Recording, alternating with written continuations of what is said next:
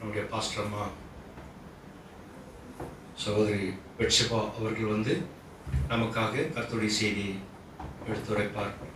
கர்த்தர் அவருடைய ஆவி ஆத்மா சரீரத்தை பாதுகாத்து அவர் வாயிலிருந்து பேசுவாராக. நாம் கவனமாய் கேட்கும்போது அந்த வார்த்தை நம்மளை விடுதலையாகும். ஆமென். ஹல்லேலூயா, ஹல்லேலூயா. கரங்களை தட்டி கர்த்தருடைய வார்த்தை வரவேற்கிறோம். கர்த்தருடைய பரிசுத்த நாமத்துக்கு மகிமை உண்டாவதாக. ஜெபிப்போம். எங்களை அதிகமாக நேசிக்கிறீங்களா அன்பின் தகப்பனே, இந்த வேளையிலும் ராஜா அடியனை மறைத்து பரிசுத்த ஆவியானவர் நீவே வெளிப்பட முடியாது ஜெபிக்கிறோம் தகப்பனே.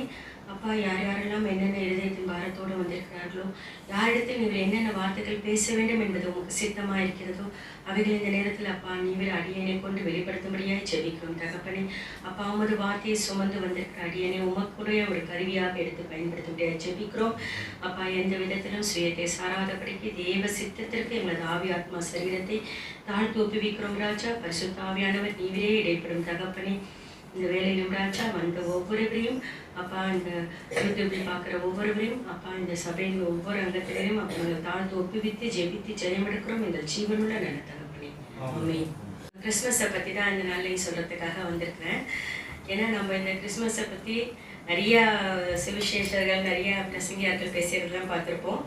பட் எனக்கு ஆண்டவர் என்ன வெளிப்படுத்திருக்காரோ அதை நான் உங்கள்கிட்ட பேசுறதுக்காக வரேன். இது கிறிஸ்மஸ்ன்றது இயேசு கிறிஸ்துவோட பிறப்பை பற்றி நம்ம பார்க்குறோம். ஒரு குழந்தை ஒரு வீட்டில் பிறந்தா அந்த வீடை ரொம்ப சந்தோஷமாக அந்த வீட்டை பர்த்டேவை கொண்டாடுறோம். ஒரு பட்டணத்தோட தலைவருக்கு ஒரு பர்த்டேன்னா அந்த பட்டணமே கொண்டாடுது. ஆனால் நம்ம இயேசு கிறிஸ்துவோட பிறப்பை இந்த உலகமே கொண்டாடும். ஏன்னா அவர் நம்ம எல்லாருக்காகவும் வந்தவர், நமக்காக அவர் வந்தவர். அவருடைய பிறந்தனால இந்த உலகமே கொண்டாடுது. அவ்வளோ பெரிய ஒரு அற்புதமான தேவன் அவர், ஒரு அதிசயத்தக்க பிரமிக்கத்தக்க தேவன் அவர். அவருடைய பிறந்தனால இந்த நாளிலும் உங்களுக்கு நான் வெளிப்படுத்த சில வார்த்தைகளை கொண்டு வந்திருக்கிறேன்.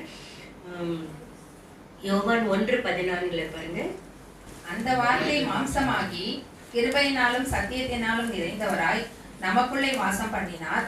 அவருடைய மகிமையை கண்டோம். அது பிதாவுக்கு ஒரே பேராளனுடைய மகிமைக்கு ஏற்ற மகிமையாகவே இருந்தது. அந்த வார்த்தை மாம்சமாகி தேவன் நமக்காக தன்னுடைய ஒரே பேரான குமாரனை கொடுத்தார். அந்த வார்த்தை மாமிசமாகி இயேசு கிறிஸ்துவாகி நமக்காக அவர் கொடுக்கப்பட்டவர். யாருக்காக? நம்முடைய பாவங்கள் நிமித்தமாக, நம்முடைய சாபங்கள் நிமித்தமாக நமக்காக பிதாவானவர் தன்னுடைய ஒரே பேரான குமாரனை கொடுத்தார். எவ்வளவு பெரிய அன்பு பாருங்க. கொஞ்ச நஞ்ச அன்பு கிடையாது. நம்ம பிள்ளைகளுக்காக இறங்குவோம். ஆனால் தேவாதி தேவன் என்ன பண்ண, நம்ம இந்த உலக மக்கள் அனைவருக்காகவும் பிதா அவர் நம்ம மீது வைத்த அன்பு நிமித்தமாய் தன்னுடைய ஒரே பேரான குமாரனை நமக்காக கொடுத்தார். எவ்வளவு பெரிய அன்பு அது. இந்த நாம பார்த்தா நீல் ஆம்ஸ்ட்ராங், உங்களுக்கு அவர் தெரிஞ்சிருக்கும், நிலால போய் கால் வைத்தவர். அவர் எல்லாரும் போய் பார்த்தாங்க, அவங்க எவ்வளோ நீங்க ஒரு அற்புதமான ஒரு விஷயம் செஞ்சிருக்கீங்க, நிலால போய் கால் வச்சிருக்கீங்க, எவ்வளோ பெரிய அற்புதம், அதை பத்தி நீங்க சொல்லுங்கன்னு எல்லாரும் போய் அவரை போய் பேட்டி எடுத்தப்ப அவர் சொன்னாரா, நான் நிலால கால் வச்சது பெருசு இல்லை, இயேசு கிறிஸ்து நம்ம உலகத்தின் மீது கால் வைத்தது தான் பெருசு. பிதாவானவர் நம்ம உலகத்தின் மீது கால் வைத்தது தான் மிகவும் பெரிதான விஷயம். ஏன்னா அவர் சொன்னார், விண்ணிலிருந்து மண்ணில் வந்தவர். அவர் மண்ணிலேருந்து வந்தவர் கிடையாது, விண்ணிலிருந்து நமக்காக மண்ணிற்கு வந்த தேவன். அவர் மனிதரை தேடி வந்த தேவன். நாம மனுஷனை தேடி போல. எல்லாரும் சொல்லுவாங்க, நான் ஆண்டவரை ஏத்துக்கிட்டேன், நான் ஆண்டவரை விரும்பி போனேன் அப்படின்னு. அப்படிலாம் கிடையாது. அவர் சித்தம் இருந்தாதான் நம்மளை அவரை ஏத்துக்க முடியும். அவர் தான் நம்மளை பேர் சொல்லி அழைக்கிற தேவன், நம்மளை தேடி வந்த தேவன் அவர். நாம விலகி போனா கூட நம்மளை என்ன செய்வார், அவரு ஒரு காலம் விலகாத தேவன். நிறைய விஷயங்களை நம்ம சொல்லுவோம், ஆண்டவரே உன்னை விட்டு நான் விலகி போனேன்னு சொன்னோம். நம்ம தான் மனசால நம்ம நினைக்கிறோமே தவிர, ஆனா அவர் நம்ம கிட்டேயே தான் இருக்கிறார். எப்பயுமே அவர் கையில நம்மளுடைய கயிறு இருந்துகிட்டு தான் இருக்கு. எவ்வளவு தூரம் பொறியோ போ, ஆனா ஒரு நேரம் கர்த்தர் என்ன செய்வாரு, இழுத்து நான் இறுக்கி அணைக்கிற தேவனா இருக்கிறார். ஏன்னா அவருடைய பாசம் பெருசு, அவருடைய அன்பு பெரியது. அதுதான் அவர் இந்த மரணத்தின் மூலமா நமக்கு அவருடைய அன்பை வெளிப்படுத்தியிருக்காரு. அதே மாதிரி பாத்தீங்கன்னா மத்தேயு 1:22-23 பாருங்க. தீர்க்கதரிசியின் மூலமாய் கர்த்தராலே உரைக்கப்பட்டது நிறைவேறும்படி இதெல்லாம் நடந்தது. அவன் இதோ ஒரு கன்னிகை கர்ப்பவதியாகி ஒரு குமாரனை பெறுவாள், அவருக்கு இம்மானுவேல் என்று பெயரிடுவார்கள் என்று சொன்னான். இம்மானுவேல் என்பதற்கு தேவன் நம்மோடு இருக்கிறார் என்று அர்த்தமாம். அதுதான் தேவனுக்கு இந்த வார்த்தை சொல்ல, அவள் கர்ப்பவதியாகி ஒரு குமாரனை பெறுவாள், அவருக்கு என்ன வேணும், இம்மானுவேல் என்று பெயரிடுவாராக. அவர் ஒரு விருந்தாளி மாதிரி 3 நாள்ல போறவரோ, இல்லைன்னா ஒரு 10-15 நாள் இருந்துட்டு போறவரோ, அது மாதிரிலாம் கிடையாது. நம்மளுடைய மரண பரியந்தம், இந்த உலகத்தின் மரண பரியந்தம், இந்த உலகத்தின் எல்லா நாட்களிலும் அவர் என்ன செய்யறாரு? நம்மளுடைய கூட இருக்கிறார். இம்மானுவேல் என்றால் தேவன் நம்மோடு இருக்கிறார் என்ற அர்த்தமாம். இது என்னன்னு பார்த்தீங்கன்னா, அவருடைய பிறப்பின் மகத்துவத்தை அறியறதுக்கு நமக்கு ஒரு சான்ஸ் கொடுக்கப்பட்டிருக்கிறது. அவருடைய பிறப்பு ஒரு அற்புதமான ஒரு பிறப்பான ஆண்டவருடைய பிறப்பு, அதிசயத்தக்க பிரமிக்கத்தக்க ஒரு பிறப்பு. இதுல லூக்கா 2:10 பாருங்க. தேவதூதன் அவர்களை நோக்கி, பயப்படாதீர்கள், இதோ எல்லா ஜனத்துக்கும் மிகுந்த சந்தோஷத்தை உண்டாக்கும் நற்செய்தியை உங்களுக்கு அறிவிக்கிறேன். கர்த்தராகிய கிறிஸ்து என்னும் இரட்சகர் உங்களுக்குள்ளே தாவீதின் ஊரிலே பிறந்திருக்கிறார். ஆமென். தேவதூதன் அவர்களுக்கு மத்தியில் தோன்றி, யாருக்கு மத்தியில? ஜனங்களுக்கு, மேய்ப்பர்கள், ஆயர்கள், அவங்களுக்கு நாடு மேய்த்துக் கொண்டிருந்த மேய்ப்பர்கள் மத்தியில் தேவதூதன் தோன்றி என்ன செஞ்சாரு? இன்றைக்கு தாவீது என்னும் ஊரிலே உலக இரட்சகர் பிறந்திருக்கிறார் சொல்லிட்டு சொன்ன. பயப்படாதீர்கள். திடீர்னு அவங்களுக்கு நடுவில் ஒரு பிரகாசமான வெளிச்சம். திடீர்னு அந்த வெளிச்சத்தை பார்த்தோமே எல்லாரும் பயந்து போனார்கள். பயப்படாதீங்க, உங்களுக்காக தாவீதின் ஊரிலே பிறந்திருக்கிறார்கள் ஒரு நற்செய்தி சொன்னார். இயேசு கிறிஸ்து பிறப்புன்றது ஒரு நற்செய்தி. அந்த நற்செய்தியை சுமக்கிறதுக்கு தான் நம்மளை அவர் பெயர் சொல்லி அழைத்திருக்கிறார்.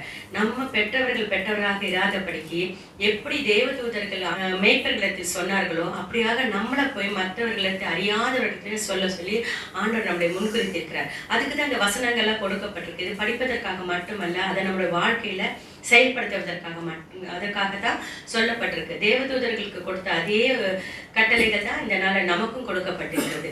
நாம தான் அவருடைய தூதர்கள், தேவனுடைய தூதர்கள். நம்மளை அப்படியேதான் அவர் அழைச்சிருக்கிறாரு. அதில் நாம தெளிவா இருக்கணும்.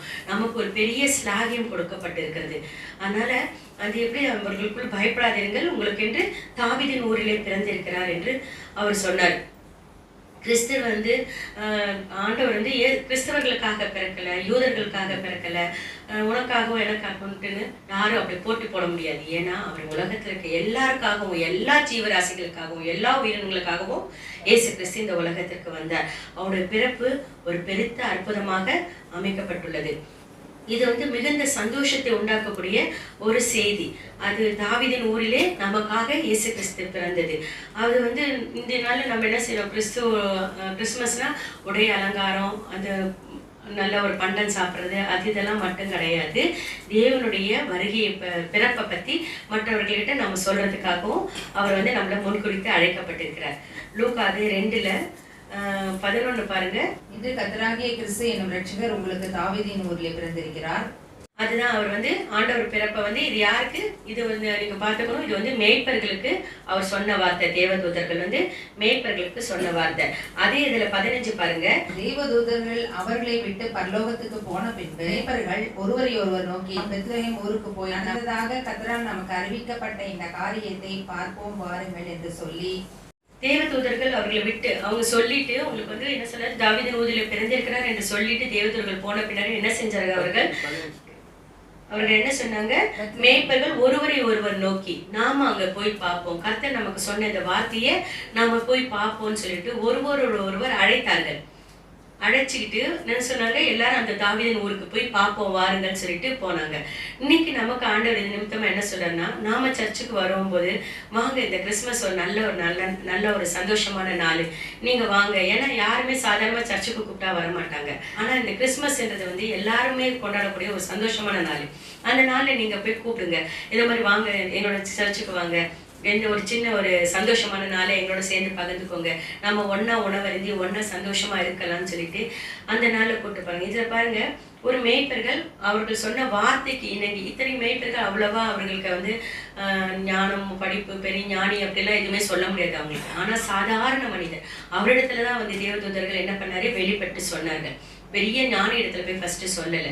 ஃபர்ஸ்ட் சொன்னது சாதாரண மேய்ப்பர் இடத்துல தான். நம்ம ஒரு சாதாரண ஆட்கள் தான், ஒண்ணுமே இல்லாதவங்க தான். நம்மளை பெயர் சொல்லி அழைத்தவர் தான் நம்முடைய தேவாதி தேவன். நீ ஒண்ணுமே இல்லாத பாவி, நாம என்னைக்கு பாவின்னு உணர்றோமோ, என்னைக்கு நம்ம ஒத்துக்கிறோமோ, அன்னைக்குதான் என்ன செய்யறோம்? நம்ம ரட்சிக்கப்படுறோம். எனக்குள்ள பாவமே இல்லை அப்படின்னு சொல்றவங்க பொய் தான் சொல்றோம். நம்ம டெய்லியுமே பாவம் செய்யற ஆட்கள் தான், டெய்லியுமே நம்ம தப்பு செய்யற ஆட்கள் தான். பாவம் நமக்குள்ள உண்டு. அதுதான் இன்னைக்கு என்ன செஞ்சாரு? ஒன்றுமே அறியாத ஒரு மேய்ப்பரிடத்துல போய் தேவதூதன் சொன்ன போது அவர்களுக்குள்ள என்ன தோணித்து, வாங்க நம்ம எல்லாரும் ஒன்றாய் போய் பார்ப்போம்னு சொல்லிட்டு அவர்கள் அவ்விடத்தை விட்டு கடந்து சென்று இரட்சகரை பார்க்கறதுக்காக அவர்கள் கடந்து போனார்கள். 1 தீமோத்தேயு 1:15 பாருங்க. இயேசு கிறிஸ்து எதற்காக இந்த உலகத்திற்கு வந்தார்? பாவிகளை இரட்சிக்க கிறிஸ்து இயேசு உலகத்தில் வந்தார் என்கிற வார்த்தை உண்மையும் எல்லா அங்கீகரிப்புக்கும் பாத்திரமானது. அவர்களில் பிரதான பாவி நான். இதுதான் நான் சொன்னேன் உங்ககிட்ட. இப்போ பாவிகளில் யார்? நம்ம பிரதான பாவி நாம தான். அதுதான் ஆண்டவர் சொன்னார், பாவிகளை ரட்சிக்க தான், அந்த மாதிரி பாவிகளை ரட்சிக்க தான் ஆண்டவர் இந்த உலகத்துக்கு வந்தார். ஒரு பணக்காரனையோ இல்லை ஒரு செல்வந்தனையோ இல்லை ஒரு ஞானியையோ இவங்கள தான் நோக்கி அவர் வந்தார்னு கிடையாது. யார் பாவியா இருக்கிறாரோ அவர் நோக்கி தான் நம்ம இந்த நாளில் கூட நம்ம கிறிஸ்மஸ் இந்த வைபவத்தை கொண்டாடும் போது சந்தோஷமா கொண்டாடுறோம். ஆனால் நம்ம வீட்டில் யாராவது ஒருத்தர் ரட்சிக்கப்படாம, யாராவது ஒருத்தர் ஆண்டவரை பற்றி ஏற்றுக்காம, நம்ம குடும்பத்திலையோ நம்ம சொந்த பந்தத்திலையோ நம்ம அருகாமை வீட்லேயோ அப்படி ஒரு இல்லை குடித்து வெறித்து அந்த மாதிரி உலகத்தின் மாயில இருக்கும்போது நம்ம இந்த கிறிஸ்மஸை சந்தோஷமா கொண்டாட முடியாது. அவர்களிடத்துல போய் நம்ம சொல்லணும், நீங்க உங்களோட பாவத்தை எல்லாத்தையும் மன்னிக்கிறதுக்கு ஆண்டவராக இயேசு கிறிஸ்து இருக்கிறார். அவர் தான் இந்த உலகத்தினுடைய பாவத்தை எல்லாத்தையும் சுமந்து தீர்த்த ஆட்டுக்குட்டி. அவர் பிறந்திருக்கிறார். அவரை நாங்கள் இந்த நாளில் நீங்கள் கொண்டாட வாங்கன்னு சொல்லிட்டு அவங்கள மன மகிழ்ச்சியான ஆட்களாக மாற்றணும். நம்ம ஆதாம் ஏவாள் நிமித்தமாக பாவம் பிசாசின் வித்து நமக்குள்ள கலந்திருக்கிறது. அந்த பாவத்தை நீக்கிறதுக்கு தான் 2ஆம் ஆதாமாகிய இயேசு கிறிஸ்து இந்த உலகத்திற்கு ஜீவித்தார். எல்லாருடைய பாவத்தையும் சுமந்து தீக்கிற ஆட்டுக்குட்டியாக பரலோகத்தின் பிதா அவரை நமக்கு அனுப்பி வைத்தார். ஒரே பேரான குமாரனை நமக்காக கொடுத்து இவ்வளவாக உலகத்தில் அன்பு கூர்ந்தார்னு சொல்லி நம்ம வேதத்துல பார்க்கிறோம். அவர் அன்பு மாறாத தேவன். அவருடைய அன்பு நிமித்தமாய் இந்த நாளிலும் நம்ம ரட்சிக்கப்பட்டு அவருடைய சுவிசேஷத்தின் வார்த்தைகளை நம்ம சுமந்த பிள்ளைகளாக இருக்கிறோம். ஒரு மனிதனால் வந்த பாவத்தை என்ன செய்தார்? அவர் தன்னுடைய மரணத்தின் மூலம் ஜெயித்தார். அந்த மரணத்தை மரணத்திற்காகவே பிறந்தவர். நம்ம எல்லாருமே மரணத்துக்காக பிறந்தவங்க தான். ஆனா மற்றவருடைய பாவத்திற்காக நம்ம மரணம் கொடுக்க போறது இல்லை. ஆனா நம்மளுடைய எல்லா பாவத்துக்காகவும் அவர் தன்னைத்தானே ஜீவாதார பலியாக கொடுப்பேன் என்று சொல்லிதான் அவர் தன்னை ஒப்பு கொடுத்துதான் இந்த உலகத்துல அவர் பிறந்தார். அவருடைய பிள்ளைகளாக நம்ம இந்த நாளிலே தேர்ந்தெடுக்கப்பட்ட நமக்குள்ள பாவம் இராதபடிக்கு அவர் பரிசுத்த கண்ணர். அவரே போல நம்மளையும் சொல்றாரு, அவரு பரிசுத்தமான சொல்றாரு. நமக்கு மரணம் இப்ப ஆண்டவரை ஏற்றுக்கிட்டா மரணம் இல்லையா அப்படின்னா மரணம் இருக்கு. ஆனா மரணத்துக்கு பின்பு ஒரு உலகம் இருக்கு. மரணம் தேவனோடு இணையக்கூடிய ஒரு வாழ்க்கை. அந்த வாழ்க்கை தான் அது நித்திய வாழ்க்கை. அங்க கண்ணீர் இல்லை, சஞ்சல் இல்லை, வருத்தம் இல்லை, வேதனை கிடையாது. எப்பொழுதும் ஆனந்தமும் களிப்பு தான். அந்த உலகத்துக்கு பரலோகத்தின் உலகத்துக்கு ஏற்ற பிள்ளைகளா நம்மளை மாற்றத்திற்கு ஆண்டவர் இப்பொழுது என்ன சொல்கிறார்? நீ பாவத்தை விட்டு விலகு, உனக்காக நான் பாவியானேன். நம்மளுடைய பாவத்தை எல்லாத்தையும் அவர்கிட்ட அவர் சுமந்து தீர்த்தார். இந்த நாளில் நம்ம செஞ்சுட்டு ஆண்டவரே நான் உன்னை என்னோட பாவங்கள் எல்லாம் நீங்க தீர்த்துட்டீங்க, மன்னிச்சிட்டீங்க அப்படின்னு சொல்லிட்டு நம்ம ஒப்புரவாய் திருப்பி என்ன செய்யக்கூடாது? அதற்குள் பிரவேசிக்க கூடாது. ஆண்டவர் அதான் சொல்றார், உன்னுடைய பாவங்கள் எல்லாவற்றையும் விட்டு விடுகிறார். ஆண்டவருக்காக நமக்காக அவர் ரத்தம் சிந்தினார். அவருக்காக நாம என்ன செய்ய போறோம்? ஒன்றும் கிடையாது. அவருடைய பிள்ளைக்கு அவர் என்ன செய்ய சொல்றாரு, அவருடைய நடைமுறைகள் என்ன? அவருக்காக ஜீவாதார பலியாக இறந்தவர்கள் எத்தனையோ பேர். நம்ம அப்படிலாம் உயிரை கொடுக்க போறது கிடையாது. ஆனா நம்மளை நாம பாவம் இல்லாம நம்மளை பரிசுத்தப்படுத்திக்கலாம். நம்மளை சுற்றி இருக்கிறவங்ககிட்ட ஆண்டவரை பத்தி சொல்லி, ஆண்டவர் ஏதோ இயேசு கிறிஸ்து நமக்காக பிறந்த நாள் இது, இந்த நாள் இந்த அற்புதம்லாம் செஞ்சார், அவர் இந்த உலகத்துக்கு வந்தப்போ இந்த இதுக்காக தான் வந்தார், அவர் பிதா எவ்வளோ அன்பாக புரிந்து நமக்காக கொடுக்கப்பட்டார். அந்த வார்த்தைகள்லாம் நம்ம அவரிடத்துல போயிட்டு பிரஸ்தாபப்படுத்தக்கூடிய பிள்ளைகளாக இருக்கணுன்றார். அவர் உலக ரட்சகராக இந்த உலகத்திற்கு வந்தார். ரட்சகர்னா என்ன? ரட்சிப்புன்னா என்ன? நாமளே பாவத்திலேருந்து மீட்டுக்க முடியாது. நம்மள ஒரு நாள் நம்ம பாவத்திலேருந்து மீட்டுக்கவே முடியாது. ஆனா நம்மள பாவத்திலேருந்து மீட்டெடுக்கிறதுக்கு வந்தவர் தான் இயேசு கிறிஸ்து. அதனாலதான் அவரை ரட்சகர்ன்னு சொல்லிட்டு சொல்றோம். யோவான் 3:16 பாருங்க. தேவன் தம்முடைய பேரான குமாரனை விசுவாசிக்கிறவன் எவனோ அவன் கெட்டு போகாமல் நித்திய ஜீவனை அடையும்படிக்கு அவரை தந்தருளி இவ்வளவாய் உலகத்தில் அன்பு கூர்ந்தார். ஆமே, பாத்தீங்களா? அப்ப அவ்வளவாய் உலகத்தில் அன்பு கூர்ந்தார். அவரை முன்ன செய்ய மரணத்துக்கு பதில் அவர் ஜீவனை கொடுக்கிறார். நம்மளுடைய மரணத்துக்கு பதில் என்ன கொடுக்கிறார்? ஜீவனை கொடுக்கிறார். மரணத்துக்கு பிறகு நமக்கு ஜீவன் உண்டு. அதுதான் ஆண்டவர் இந்த நாளில நமக்கு வெளிப்படுத்துகிறார். அந்த நித்திய ஜீவனை பெற்றுக்கொள்ள நம்ம என்ன செய்யணும்? நல்ல ஒரு போராட்டத்தை போராடணும். எந்த விதத்திலையும் நம்ம அவருடைய நாமத்தை தூஷிதப்படுத்தாதபடிக்கு, அவருடைய நாமத்தை நம்ம வீணிலே வழங்காதபடிக்கு, அவருடைய இந்த பிறப்பின் மகிமையை நாம அந்த மகிமையை இழந்து விடாதபடிக்கு நாம் என்ன செய்யணும்? அவருடைய பிள்ளைகளாய் அவர் கொடுத்த ஜீவனை நம்ம என்ன செய்யணும்? நம்மளுடைய மரணத்திற்கு பிறகு ஒரு ஜீவன் உண்டு என்பதுல அதற்கு உண்டான வழிக்கு நம்ம என்ன செய்யணும்? போராட்டத்துல நம்ம போராடி கொண்டிருக்கணும். வாழ்க்கை என்பது போராட்டம் தான். அந்த போராட்டத்தை நம்ம ஜெயம் காண்றது கர்த்தர் நம்மோடு இருந்தால் மட்டும்தான் நமக்கு ஜெயம். அதனால தான் ஆண்டவர் என்ன சொல்றாரு, மீட்பு அவருடையதுன்னு சொல்றாரு. அழியாத வாழ்க்கையை அவர் நமக்கு கொடுக்க வல்லவராக இருக்கிறார். நமக்கு என்னத்தை கொடுத்தார் ஆண்டவர், எதை கொடுக்க சொல்றாரு, அன்பை மட்டும்தான் கொடுக்க சொல்றாரு. மனுக்குலத்திற்கு அன்பு இல்லைன்னா எதையுமே நம்ம சம்பாதிக்க முடியாது. மனுஷனுக்கு மனுஷன் என்ன செய்ய சொல்றாரு, அன்பு செலுத்த சொல்றாரு. ஒரு சின்னதா ஒரு சிரிப்பு, நல்லா இருக்கீங்களா, எப்படி இருக்கீங்க, சாப்பிட்டீங்களா, அந்த ஒரு வார்த்தையிலேயே என்ன செய்வாங்க, மனுஷங்க எல்லாருமே மாறி போவாங்க. இந்த நமக்கு கொடுக்கப்பட்ட வாழ்க்கையில வீணான சண்டை, சச்சரவு, பொல்லாப்பு, விரோதம் இதெல்லாம் எதுவும் தேவையே இல்லை. ஆண்டவர் பிள்ளைகளா இருக்க நம்ம என்ன செய்யணும், எப்பொழுதுமே அன்பான பிள்ளைகளா இருக்கணும். அந்த அன்பு பரிசுத்த அன்பா இருக்கணும். அந்த அன்பு பேரன்பா இருக்கணும். கிறிஸ்துமஸ் மேல எல்லாருக்கும் என்ன சொல்றாரு அவர், ஆண்டவராக இந்த நாள்ல எல்லார் மேலும் அன்பு செலுத்துங்கன்றாரு. ஏழைகள் மேல அன்பு செலுத்துங்கன்றாரு. திக்கற்றவர்கள் மேல அன்பு செலுத்துங்கன்றாரு.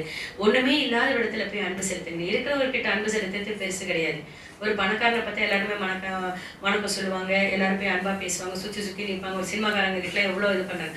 ஆனா ஒரு ஏழை கிட்டேயோ இல்லாதவங்க கிட்டேயோ யாராச்சும் போய் பேசுறது கூட என்ன செய்வாங்க, விருப்பப்பட மாட்டாங்க. அவங்களை திரும்பி பார்க்கறது கூட. ஆனா அப்படிப்பட்டவங்களை தான் ஆண்டவர் தேடி போக சொல்றாரு. அவர்களுக்காக தான் இந்த சபைகளே இருக்குது. திக்கற்றவர்களை விசாரிப்பது தான் சபையினுடைய முக்கியமான நோக்கமே. ஏழை எளியோருக்கு இறங்குவது தான் சபையோட முக்கியமான நோக்கமே. ஆண்டவர் அதை தான் செய்ய சொல்றாரு. இந்த நாளிலும் கிறிஸ்துமஸ், இந்த பிறப்புக்கு ஆண்டவருடைய பிறப்பினுடைய முக்கிய அம்சமே என்னன்னா அன்பு. அந்த அன்பை எல்லா இடத்துலயும் ஆண்டவர் செலுத்த சொல்றாரு. தகுதி இல்லாதவர், ஒண்ணுமே தகுதி இல்லாத என்ன செஞ்சார் ஆண்டவர், பிதாவின் நம்மீது வச்ச பாசத்தினால்தான் தன்னுடைய ஒரே குமாரனை கொடுத்து இவ்வளவா உலகத்தில் அன்பு கொண்டான்ற வார்த்தையை நாம பார்க்கிறோம். ரோமர் 5:12 பாருங்க. இப்படியாக ஒரே மனுஷனாலே பாவத்தினாலே மரணமும் உலகத்தில் பிரவேசித்தது போலவும் எல்லா மனுஷரும் பாவம் செய்தபடியால் மரணம் எல்லோருக்கும் வந்தது போலும் இதுவும் ஆயிற்று. ஒரே மனுஷன் நிமித்தமாய், யாரது, ஆதாம் ஏவாள் நிமித்தமாய் நம்மளுடைய என்ன செய்தது, பாவத்தின் நிமித்தமாய் எல்லா மனிதர்களுக்கும் என்ன செய்ச்சு, சாவு கவி கொண்டது. எல்லாருக்கும் அந்த பாவம் என்னது, ஏன்னா அவங்க தான் பாவம் செஞ்சாங்க. அப்புறம் நம்ம பிறக்கல, நம்மலாம் அதெல்லாம் இல்லை. ஆனா என்ன, அவங்களோட வித்து என்னாச்சுன்னா நம்ம எல்லாருக்குள்ளும் அந்த பாவம் என்ன செஞ்சது, சாவு நம்மளே கவ்வி கொண்டது. அப்படி என்னதான் விஞ்ஞானம் வளர்ந்தாலும் எல்லாத்துக்கும் மருந்து மாத்திரை கண்டுபிடிச்சிருக்காங்க எல்லாம். ஆனா அந்த மரணத்திற்கு இன்னும் மருந்து மாத்திரை கண்டுபிடிக்கல. அது எப்ப நிகழும்னு சொல்ல முடியாது. அப்படி ஒரு அந்த மாதிரி ஒரு மரணம் நம்ம எல்லாருக்கும் கொடுக்கப்பட்டிருக்கு. அந்த சாவை வென்றவர் யாருன்னா நம்மளுடைய ஆண்டவராகிய இயேசு கிறிஸ்து தான். அவருடைய சாவு தான் நம்மளுடைய விடுதலை, நம்மளுடைய எல்லாருக்கும் விடுதலையை கொடுத்தது. அவருடைய மரணம் தான் நம்ம எல்லாருக்கும் மீட்பை கொடுத்தது. அவர் இறப்பிலிருந்து நம்மளை மீட்டெடுத்த தேவனா இருக்கிறார். அவருடைய அன்பு ஒன்றுதான் இது எல்லாத்தாலையும் நடந்ததுன்னு நம்ம சொல்ல முடியும். அடுத்து பார்த்தீங்கன்னா யோவான் 10:10 பாருங்க. திருடன் திருடவும் கொல்லவும் அழிக்கவும் வருகிறானை அன்றி வேறொருக்கும் வரான். நானும் அவைகளுக்கு ஜீவன் உண்டாயிருக்கும், அது பரிபூர்ணமடையவும் வந்தேன். ஆமென். திருடன் திருடவும் கொல்லவுமே வருகிறான். பிசாசானவனை எதிர்க்க வருகிறான். நம்மளுடைய சந்தோஷத்தை பறிச்சுட்டு போறதுக்கு, நம்மளுடைய எல்லா விதமான அன்பு எல்லாத்தையுமே அந்த திருடனோட வேலையை என்னன்னா நம்மளோட துக்கத்துல வைக்கிறதுக்கும் கண்ணீர்ல வைக்கிறதுக்கும் தான் வரானே தவிர வேற ஒன்றுக்கு வரான். ஆனால் நம்மளோட மரணத்துக்கு கூட அவன் கொண்டு போவான். நிறைய பேர் பார்த்தீங்கன்னா இருதயம் நொறுங்கி போய் நான் சூசைட் பண்ணிக்கிட்டேன்னுவாங்க. இதெல்லாம் யாருடைய வேலை? திருடன் திருடவும் கொல்லவும் தான் வருகிறான். ஆனால் பரிசுத்த ஆவியானவராக ஆண்டவராக இயேசு கிறிஸ்து வருகிறார். அவர் ஜீவனை கொடுக்க வேண்டாயிருக்கிறார். அது மட்டுமல்ல, அந்த ஜீவன் கொடுப்பது மட்டுமல்ல, அது பரிபூர்ண பலமும் அவர் வருகிறார். அந்த அப்பேற்பட்ட ஆண்டவராகிய இயேசு கிறிஸ்துவோடைய இந்த கிறிஸ்துமஸ் நன்னாளில இந்த வார்த்தைகள் ஒன்றொன்றையும் நம்ம பெற்றவர்கள் மட்டுமல்லாம இதனால் நம்ம பெற்றுக்கொண்ட நன்மைகளை மற்றவர்களுக்கு நம்ம தெரிவிக்கிறவங்களாகவும் இருக்கணுன்றதுதான். மத்தேயு 2:10-11. அவர்கள் அந்த நட்சத்திரத்தை கண்டபோது மிகுந்த ஆனந்த சந்தோஷம் அடைந்தார்கள். அவர்கள் அந்த வீட்டுக்குள் பிரவேசித்து பிள்ளையையும் அதன் தாயாகிய மரியாளையும் கண்டு சாஷ்டாங்கமாய் விழுந்து அதை பணிந்து கொண்டு தங்கள் பொக்கிஷங்களை திறந்து பொன்னையும் தூபவர்க்கத்தையும் வெள்ளை போலத்தையும் அதற்கு காணிக்கையாக வைத்தார்கள். பின்பு அவர்கள் அவ்வளவுதான். இதுல பாத்தீங்கன்னா யார் அவர்கள்? 3 ஞானியர்கள். அவர்கள் என்ன செய்தார்கள்? பெத்லகேம் ஊருக்கு போய் அந்த நட்சத்திரம் எங்க நின்னுதோ அங்க போய் பார்த்தாங்கன்னா முன்னணியில கிடத்தி வைத்திருக்கிறது. கந்த துணியில் சுற்றி முன்னணியிலே கிடத்தி வைத்திருக்கும். முன்னணினா என்ன? இந்த ஆடு மாடுகளை கட்டி போட்டு அந்த இடத்துல சாப்பாடு கொடுப்பாங்க. சாப்பாடு கொடுக்குற இடம் தான் அந்த முன்னணை. அந்த இடத்துல வந்துட்டு ஆண்டவராகிய மரியாள் தன்னுடைய குழந்தைய இயேசு கிறிஸ்துவ அங்கே சுற்றி இருப்பதை ராஜாக்கள் பார்த்தார்கள். அங்க அதுக்கு முன்னாடி வந்தது யாரு? மேய்ப்பர்கள் வந்தார்கள். அந்த இடத்துல பார்த்தீங்கன்னா மேய்ப்பர்களும் வந்தார்கள், ஞானியர்களும் வந்தார்கள். அப்போ என்னது, இந்த சபை ஆண்டவருடைய சபைகள் என்னன்னா, ஏழைகளுக்கும் இடம் உண்டு, பணக்காரர்களுக்கும் இடம் உண்டு, அறியாதவர்களுக்கும் இடம் உண்டு, அறிந்தவர்களுக்கும் இடம் உண்டு, ஞானிகளுக்கும் இடம் உண்டு, வைத்தியக்காரனுக்கும் இடம் உண்டு. இது நீ நான்ற பேதகமே இல்லாத ஒரு இடம்தான் இது. இது கிறிஸ்தவர்கள், இது கிறிஸ்தவர்களுக்கு தான், இது கிறிஸ்டின்ஸ் தான் அப்படின்ற வார்த்தையே கிடையாது. ஆண்டவர் இயேசு கிறிஸ்து எல்லாருக்குமே பொதுவானவர், எல்லாரையுமே நேசிக்கிறவர். அவர் எல்லாருக்காகவும் இந்த உலகத்திற்கு வந்தார், எல்லாருக்காகவும் ஜீவாதார பலியாக தன்னை கொடுத்தார். எல்லோருடைய பாவங்களையும், இதுவரை பிறந்தவர்கள், இப்பொழுது இருப்பவர்கள், இனியும் பிறக்க போகிறவர்கள் எல்லோருடைய பாவத்தையும் அவர் என்ன செய்தாரு? தன்னுடைய ஜீவாதார தன்னுடைய பரிசுத்த ரத்தத்தினால் அவர் சுத்திகரித்தார். அப்படிப்பட்ட இயேசு கிறிஸ்துவோடைய இந்த கிறிஸ்துமஸ் இதப்பா ஆண்டவர் இந்த வார்த்தை நிமித்தமா என்ன சொல்கிறார் என்றால், இந்த 3 ராஜாக்கள் அவர்கள் பார்த்து பணிந்து என்ன செய்தார்கள்? அந்த இடத்துல சாஷ்டாங்கமாய் விழுந்தார்கள். அவர்களுக்கு தெரிஞ்சிருக்கு ஞானிகள்னா என்ன, எல்லாமே தெரிஞ்சவர்கள் தான். அவர்களுக்கு தெரிஞ்சிருக்கு இவர்கள் யாரு, இந்த உலகத்தின் ரட்சகர்னு. பிறந்த போது அவர்களுக்கும் அறிவிக்கப்பட்டிருக்கு. ஒன்றாக இணைந்து எல்லாரும் என்ன படுத்தினாங்க? அவர் தான் ரட்சகன்றதை வெளிப்படுத்தினார். இதில் பார்த்தீங்கன்னா இதில் எல்லாமே இந்த கிறிஸ்மஸ் நன்னாளில் எல்லாம் புத்தாடை அணிவது, சந்தோஷமாக இருக்கிறது, எல்லாம் பட்சணம் ஒருத்தருக்கு கொண்டு போய் கொடுத்து பலகாரம் செஞ்சு சாப்பிட்டுக்கிறது, சொந்தக்காரங்களை கூப்பிட்டு சந்தோஷமாக இருக்கிறது, எல்லாமே ஓகே. இந்த மாதிரி அலங்காரம் எல்லாமே ஆண்டவர் என்ன சொல்கிறாரு? சந்தோஷமாக இருங்கள் தான் சொல்கிறாரு. எல்லோரும் சந்தோஷமாக இருங்கள் தான் சொல்கிறாரு. ஆனால் முக்கியமானது என்னது? இயேசு கிறிஸ்துவோட பிறப்பு. அந்த பிறப்போடைய முக்கியமான அம்சத்தை தான் இந்த நாளில் உங்களுக்கு நான் சொன்னேன். இதை மறந்துடாதீங்க அப்படின்னு சொல்கிறார். அது ஒரு சின்ன கதையில் சொல்கிறேன். ஒரு அப்பா குழந்தையோட பிறந்த நாளுக்காக ஒரு ரொம்ப அழகான ஒரு டைமண்ட் ரிங்கை வாங்கி குழந்தைக்கு கொடுக்குறாரு. அந்த குழந்தை ரொம்ப சந்தோஷமாக அந்த அப்பா கிட்ட போயிட்டு கிஃப்ட் அப்பா ஏதோ கொடுத்துருக்காருன்னு சொல்லிட்டு, இந்த அப்பா உனக்கு ஒரு ரொம்ப மனமகிழ்ச்சியான ஒரு கிஃப்ட் உனக்கு கொடுத்துருக்கேன் இந்தான்னு சொல்லிட்டு அப்பா கொடுக்குறாரு. குழந்தை அந்த கிஃப்டை வாங்கி திறந்து பார்க்கும்போது ரொம்ப அழகான ஒரு கலர் கவருக்குள்ள அதை சுற்றி அந்த டைமண்ட் ரிங் ரொம்ப பாதுகாக்கப்பட்டு வச்சு கொடுத்துருக்காங்க. அந்த குழந்தை அதை திறந்து பார்த்தோன்னா ரொம்ப சந்தோஷமாக எடுத்து, ரொம்ப ஹாப்பியாக, ரொம்ப தேங்க்ஸ் டாடி, எனக்கு ரொம்ப பிடிச்சிருக்கு இது எனக்கு அப்படின்னு சொல்லிட்டு சந்தோஷமாக எடுத்துகிட்டு போயிடுச்சு. அப்புறம் பார்த்தா நைட்டு ஆனப்போ அவங்க அப்பா அந்த குழந்தைய கூப்பிட்டு கேட்டாராம், ஏமா உனக்கு ஒன்று காலையில் ஒரு கிஃப்ட் கொடுத்தல, உனக்கு பிடிச்சிருக்கா?